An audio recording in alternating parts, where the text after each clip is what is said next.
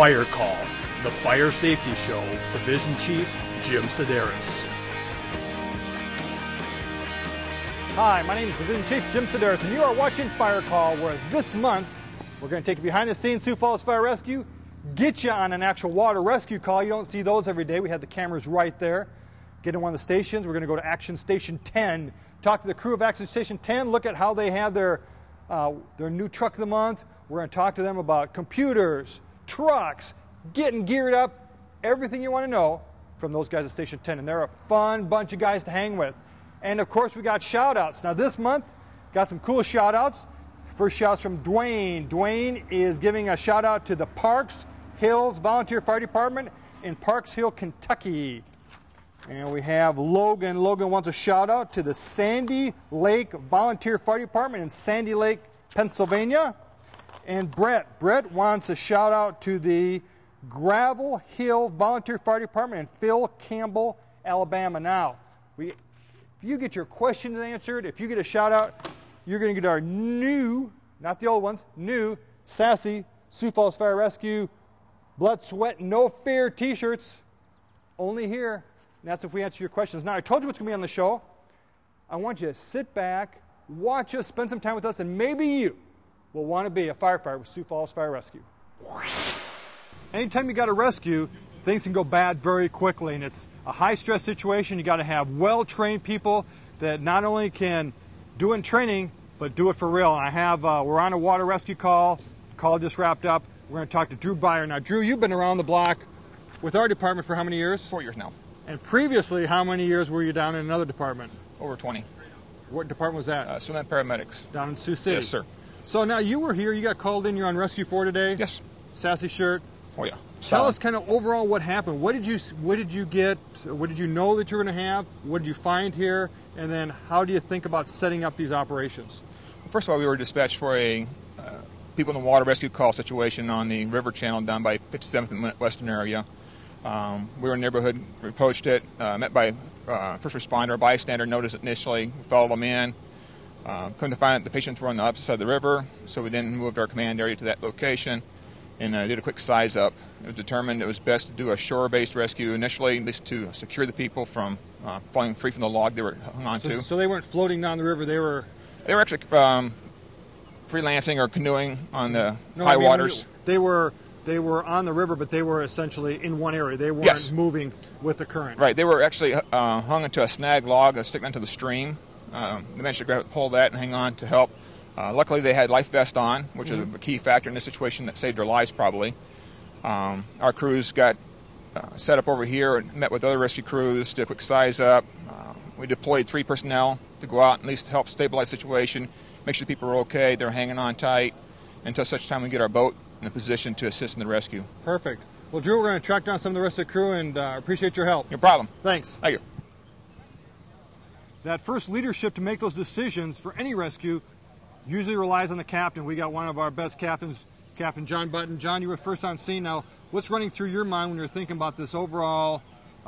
We got a rescue, we got people in the water, we got a lot of water moving through with these heavy rains we're having. What runs through your mind as that first captain, first officer on scene? Well, probably the first thing is obviously how long have these people been in the water? It makes a huge difference. You know, because of what? The current is moving so fast. What they're holding on to, I mean, they're obviously scared. Adrenaline's pumping, so they're getting worn out. They're getting tired. The water is going to be cold. It's going to be, the cold takes a tremendous toll on your body when it comes to strength and stamina. So we want to find out how long. We had a person witness it, so we knew that they'd been in the water about 5 to 10 minutes. And then we just want to find out where they're at, and so we know what resources we have. We just need to find out. We've got a lot of different options when it comes to water rescue, and we need to try to figure out as quickly as possible, because again, time is of the essence. What we're going to use for what tactics we're going to use. And so the way you went with was, tell us what you kind of laid out your plan to be. Well, we ended up on the other side of the river, and I knew from being on the other side of the river that wasn't a good option, because they were very near. They were still in fast water, but they were near slow water on the other side of the river from where we were at. So we quickly moved to the other side, not knowing exactly how long it'd be before another truck got here.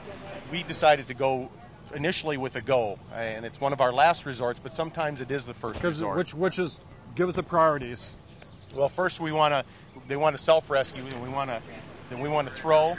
So we couldn't self-rescue. They're Right. tied up in trees. You The can't next throw thing, anything. Next thing is throw, and we did actually get a line initially to the gentleman that was in the water, but we weren't going to get one to the lady. The next one is row, which is get one of our boats in the water, and we were working on that. We put a boat in the water probably about a half a mile downstream. And then the last resort normally is go, but again, sometimes depending on the situation, if you got people that are really getting tired and it's going to be a little while, we need to get them secured somehow. And so we sent 3 guys out in cold water immersion suits, lifelines, and got out to the people and got them secured till the boat was able to go on the scene. Great. Well, we're going to track down the last person that was out there, and we appreciate your help, and keep up the good work, John. You bet. Thanks, Jim. When anytime we have a rescue, especially water rescue, putting people in the water is our last option, most dangerous option. Well, we have one of those guys that did that, highly trained, Luke Langenfeld, Rescue 5. Got it right this time. Got it right. And now tell us, when you go in the water, what's going through your mind as you're actually going to enter the water? We got a lot of water rolling down here. The hydraulics is a problem. Water's really cold. What are some things that are running through your mind as you're told, go? Well, obviously, safety is always our number one concern. You know, safety for the victims, get them out as fast as we possibly can, but at the same time, you know, being safe and make sure we don't put a rescuer's life at more danger than we actually need to. So, but you're always looking when the waters are high like this. You know, you're looking for, there's always extra debris in the water. So you're looking for both under the water and flowing in the water. Absolutely, and that's the key. There's a lot of stuff you can't see, so you always have to be caution. You know, going out there, you have to use caution. So, yeah, I think those are the safety is number one. You know, expecting the unexpected out there. A lot of stuff you can't see, and just getting to the victims and get them out as safe and as fast as you can. And then even working with the victims, a lot of victims get panicky. They might jump on you and push you down just to keep their heads above water. So all those things come into play. Now, one of the things you're wearing is one of our suits. Now, tell us about when we look at these cold water immersion suits. It's nice out here, and people are going to be saying don't even email this question because I'm going to answer it right now. They're going to say, hey, it's 85 degrees out. People are in shorts. You know, they're running through sprinklers. Why are you wearing cold water immersion suits when you do these rescues? Well, I think my personal opinion is any water rescue, it's a cold water situation. There's always a chance of hypothermia if you're in the water long enough.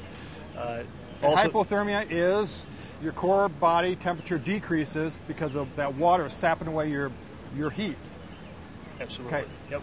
So there's always a chance of that. That's one of the reasons, just to keep warm, because you never know how long you're going to be in the water to get the rescue done. The second thing that I think most important about these suits is just they keep you dry, and then the buoyancy. You know, it's kind of our fancy life jacket. You know, and actually they keep us warm as well. So I think the biggest two things is warmth and buoyancy. Great. Now, what would you advise people that if they're going to go in the water? One, don't go in the water. The water's high. You're going to have people have to come out and save you if you get caught up in the trees. But what advice would you give people? Well, number one, I think when it's inside, like you said, don't go in the water. You know, it's just not safe. Mm-hmm. And number two, you know, if you're out there, make sure you know what you're doing and be safe. You know, if you don't know, educate yourself. And this isn't the water to start getting those basic skills up to speed. This is water for much more advanced canoers and kayakers. Absolutely. Great. Well, Luke, let's get your stuff back into service, and appreciate your help. No problem.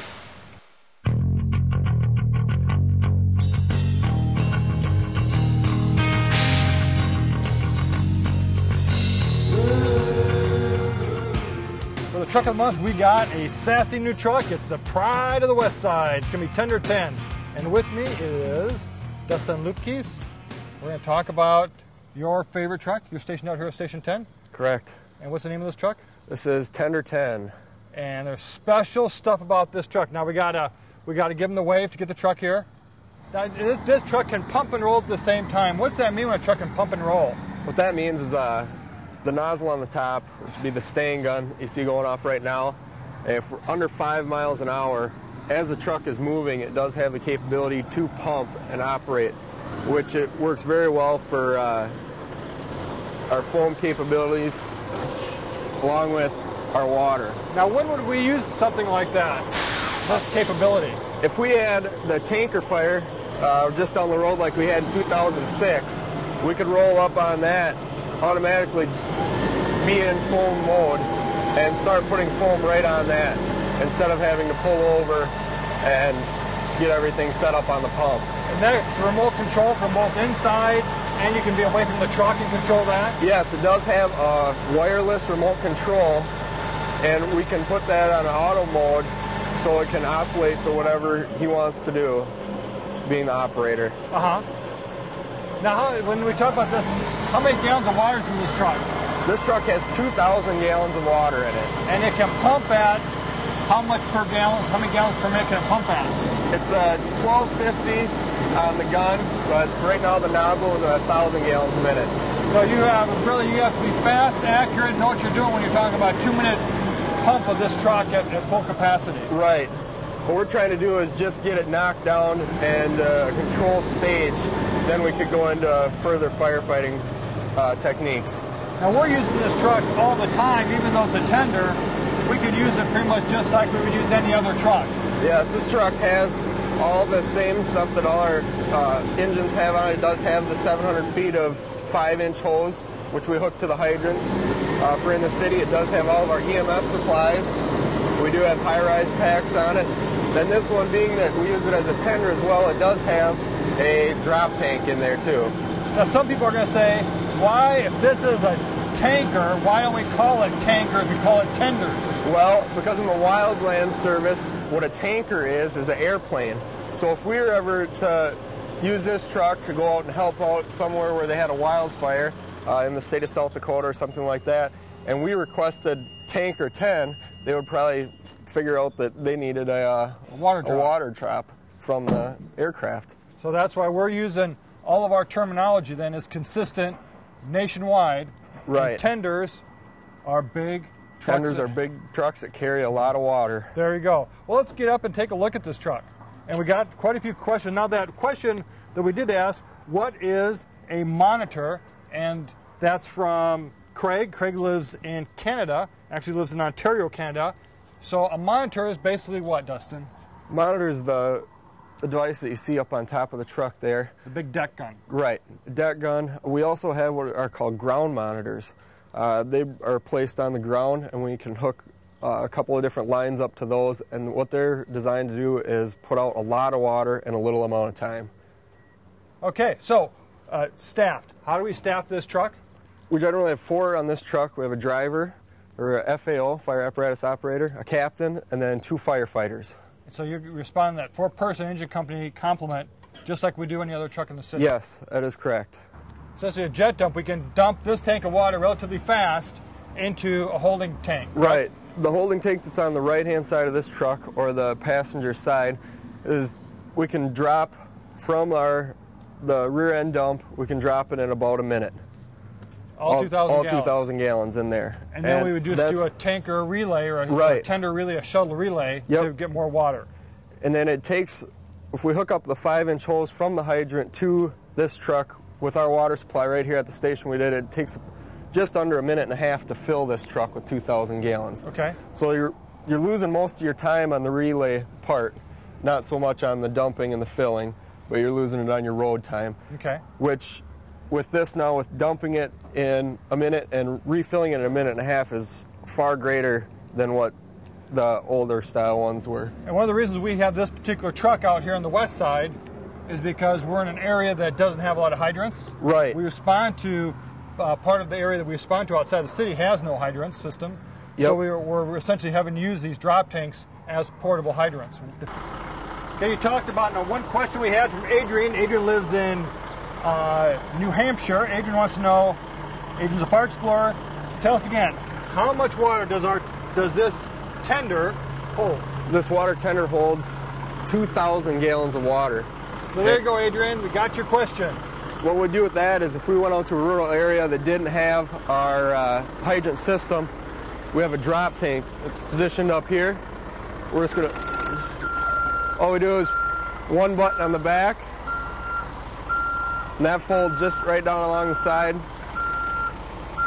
Then what we do is we'd have a couple of firefighters come right over here, and pick it up, pick that up, set it out, spread it out, and there we would have our drop tank ready. Beats the heck. The old way we have to slide it, manually slide it back in, and it took a lot of work. Right. Jared from Jasper, Alabama wants to know, why do y'all use roll-up doors? Well, the roll-up doors are pretty simple. All you do is lift up on the bottom, and they pretty much go up all by themselves. lower maintenance, easy to use. Correct, correct. In here we have all our EMS supplies. And up here in the north, Jared, we do have compartment heaters because it does get cold in the wintertime. So with these style of doors, they don't really have a tendency to freeze shut then like the other ones would. And we can have a problem with that. They also save space. We don't have to worry about doors being open. Correct. People hitting doors. Yeah, it's just another obstacle to get around. Okay, Dustin, 2 questions. One's from Brad. Brad lives in Jonestown, Pennsylvania. And Eric. Eric lives in Tarentum, Pennsylvania. We got a big bunch of watches in Pennsylvania. That's good. They want to know about light bars and the colors we select for our light bars. Well, we do have a design committee that does help design the trucks. We try and follow all the NFPA standards. With the blue and the red, we try and do something a little bit different. You know, drivers, when you come up behind them, a lot of times they get quite accustomed to different colored flashing lights, and we try and throw something a little bit different that they're not used to, so they'll see that. And with the LEDs now, whether it be red, blue, amber, or white, they are fairly bright and they do get their attention. And LEDs are something new too. We used to have the light bulb as we think about it. Right. These are all LED, low draw, Yep. bright lights. Okay, Dustin. Now another thing we looked at this truck is the bright contrasting stripes, both front and rear of this truck. Tell us a little about those. Those are called the chevron stripes. What they are, it's just another thing for people to help see us. They're reflective. When cars are coming up behind us, a lot of the times if you're facing or going with the flow of traffic rather than facing the traffic, they're just going to see your red lights in the back. That can look like brake lights to people. So what these do is they're reflective and they stick out the orange and the red. And they really help out in the interstate, and you have part of the interstate system. Correct. As it runs through town here. Now we also have in this truck our attack lines. Yes, we do. We do have our 2 pre-connects on there, just like the other trucks do that are the first due trucks or first in line. And then what else do we have on this side of the truck, Dustin? On this side of the truck, we're going to have, what's new to this style is our driver's gear is right up front here. Some of our other trucks, or most of our other trucks, it's on the back part of the truck. What's nice about this is when that driver gets out of the driving spot and he goes to get dressed at a fire call, he just has to go right here, and his SCBA is mounted right here instead of laying on the ground or on the bottom of the shelf, and it's not in a big pile. Also, we have different connections in here, and most of the trucks are similar in this compartment. We have our sledge, we have our forcible entry tools. We do have a slide out on these. This is just, it helps a lot. It really saves a lot of space rather than having shelving in there where they just pile stuff up and then you're, It makes it easier to get to those connections and pull out the ones you need, especially at night or in the dark or when you're in a hurry. Right, correct. Another thing that we have on this truck that the other trucks don't have are wireless headsets. Okay. The driver and the captain both have wireless headsets. The other trucks, what they do is the driver will have to unplug his headset from inside, then come out here and plug it in so that he can hear the radio traffic going on. Now he can go in, put that on, turn it on, and he can do whatever he wants to out here. Hearing that radio traffic is so important. Correct. So that he knows is there problems inside and they need to change the water flow, stop, run different lines. Yep. Well, let's keep moving around this truck, Dustin. All right, in here, we're going to have our spill dry. We also clean up Accidents. with this. We have accidents, we have fluids. We do go on those calls too. Not only do we go EMS and just the fires and rescuing people, we do have to do the EMS calls. We have our tools that we take into our fire. Set up, already carry the Your irons. irons, correct. And then going back here, we have our high-rise packs. Which And means these- high-rise, people are going to say, what's a high-rise pack? The high-rise is any building that has a standpipe system And in why it. do you have the hoses laid out just like that? We do this so that they're in the straps. We hook this right to the standpipe. We have one hooked up to it. And then this is 150 feet of hose so that we can go pretty much anywhere on that floor in the building. We can send our firefighters up, 10 flights with hose already, and they're Right. ready to go to war. Yep, and then what the driver would do would be to hook up his hose from this truck to the standpipe system outside to supply that standpipe Perfect. with water. And these are new to us too. We used to have just the large packs that you pile everything in, and they're fairly clumsy and fairly tough to carry. So these are nice too, because you can just slide it right onto your shoulder and go up the stairs, and you still have a free hand, where the other ones you had to hang on with two hands. Kind of manhandle a lot more. Correct.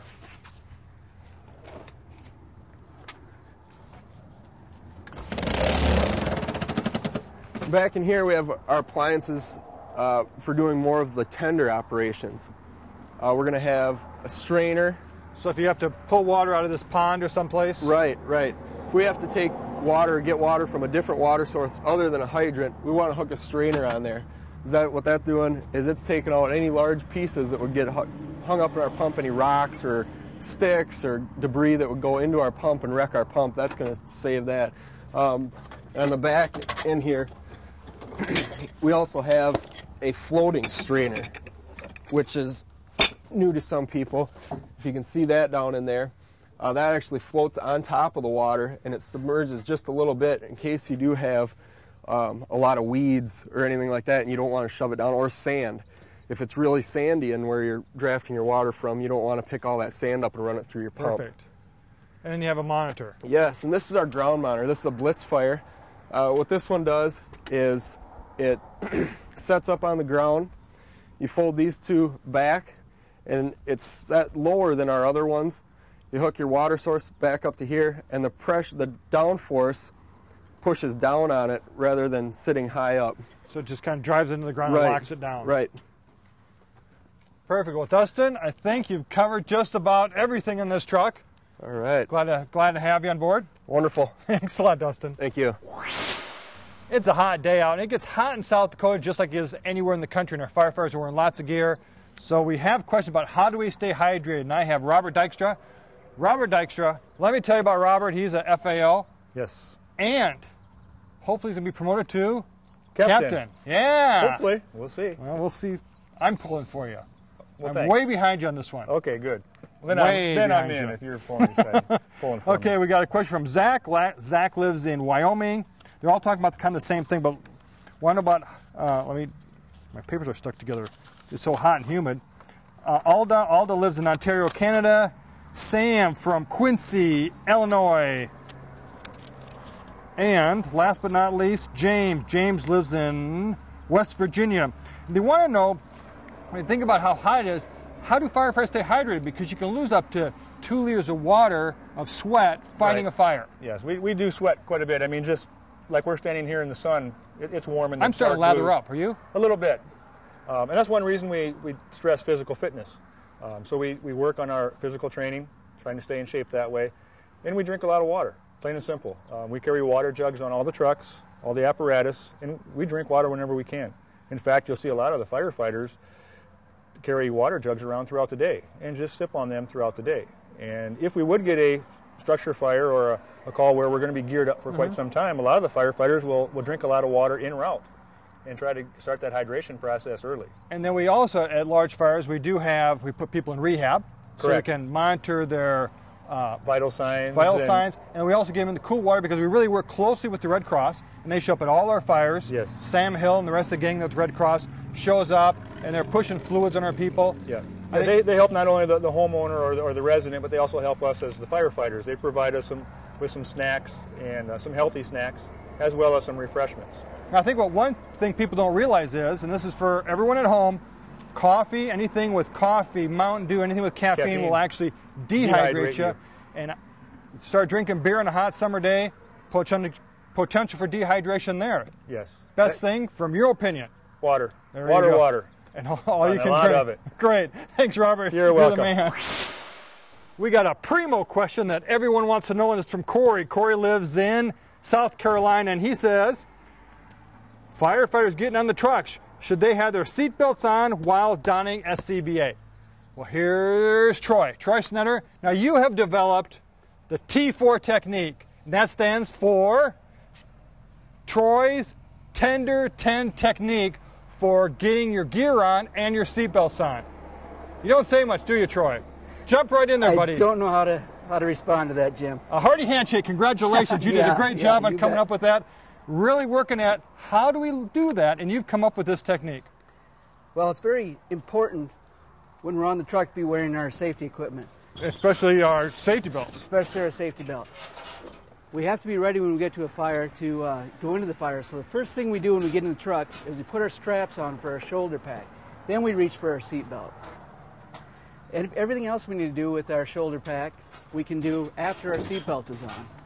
We can take the time and make sure we don't have any straps crossed, and we're good to go when the truck stops.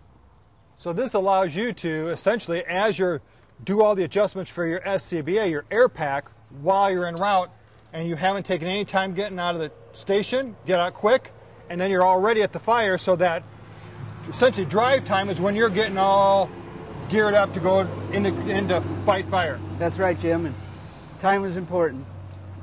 And safety is really critical because we have to think if we get into an accident, we have to make sure that firefighters are belted in and ready to go. So he's geared up, and now he gets to the fire, he can turn around, step out, he's all ready to go. Now back in the old days, and not so old days, mind you, this question relates to riding in the back of fire trucks. Kaylee lives in T, South Dakota, and she wants a shout out to the T Volunteer Fire Department. And her question is, why don't firefighters ride in the back of fire trucks? Now let me tell you, when I started, this was where we rode. That's just the way it is. Now Troy, why aren't we doing that anymore? Well, at South Dakota, it gets a little cool in the wintertime, but it's not necessary. It doesn't save a lot of time, and it's dangerous. There's no seat belts back here. It's very dangerous. You're right. Fall off here, you could be run over by another truck. We thought it would save time by being able to pull hose faster, and this was more of a tradition thing. It's important, too. We have a lot of communications going on in the truck on the way to a fire. The captain is telling us who he wants to go where and do what. The truck will get stopped and we have time to jump off and run back here and grab our hose. So we're not really saving anything. We're putting our firefighters at risk. Yes, sir. And with guys like you, we don't want to put you at risk because you, my friend, are our most valuable resource. Obviously, that. I wasn't when I started, but you are. Yeah, okay. Thanks, Troy. When you got crews like the ones at Station 10 or all through the city of Sioux Falls, you really got the best people. They are trained and they're ready to do the best job to save you, because when seconds count, we just have to make the right decisions and take action right away. There's just no time for smoking and joking. It's Action City. So it's good to see those guys and they're ready to go. Now I got some more shout outs, and these shout outs are still coming from all over the country.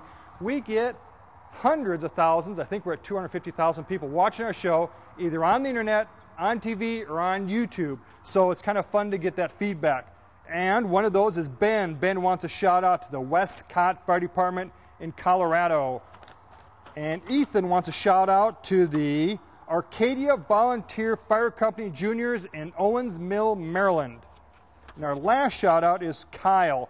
Kyle wants a shout out to the Norton Fire Engine Company in East Norton, Pennsylvania.